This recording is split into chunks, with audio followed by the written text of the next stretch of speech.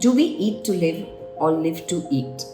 I'm sure many of us know fussy eaters, but have we really asked whether the fussiness is due to real challenges? Sensory conditions really cause distinctive challenges for some people. You would have heard of many children being fussy, not wanting to have certain mushy sensations in their mouth, spitting out food, refusing certain textures. More often than not, because there is a sensory motor disorder at work. India obsesses about its food. I have seen many families cook 3 different meals for 3 different people because people don't eat the same things. Welcome to today's episode of How to diagnose whether there are real disorders when there is pickiness of food. So the first thing that one needs to ask, especially as a parent, is your child suffering from something called food neophobia?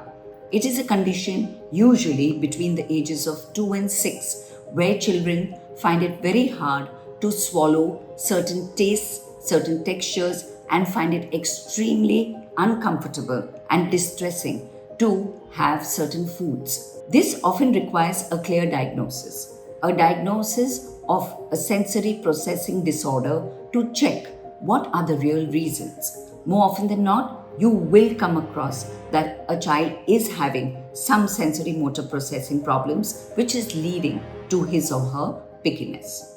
But what of adults? Adults also often have a phobia called sibophobia, a fear of food. Many of them are picky about the fact that they may not want leftovers, that they worry about the quality of the food, they would never eat from strange places, they would always check the expiration date on the food that they eat, etc. This is not anorexia, where anorexia is usually starvation for body image issues. This is real fear of food. I repeat, it's called sibophobia.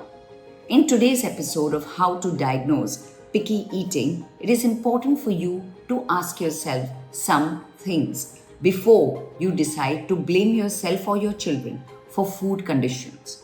1. Rule out sensory processing disorders in children, particularly when they become fussy eaters. 2. If you're an adult and there are no sensory processing conditions at play, realize that there's a bigger anxiety underlying your food phobia and recognize it and do something about it. 3. Please understand that nutrition plays an extremely important part in emotional wellness. Relish, savor food. Your body needs it, but more importantly, your brain needs it. Keep these factors in mind and look to get help if you need to take care of your food pickiness. If you like what you hear, please do hit the like button. Please do share my video and of course continue to write to me at varkha@varkhachulani.com. Till next week, it's goodbye and thank you.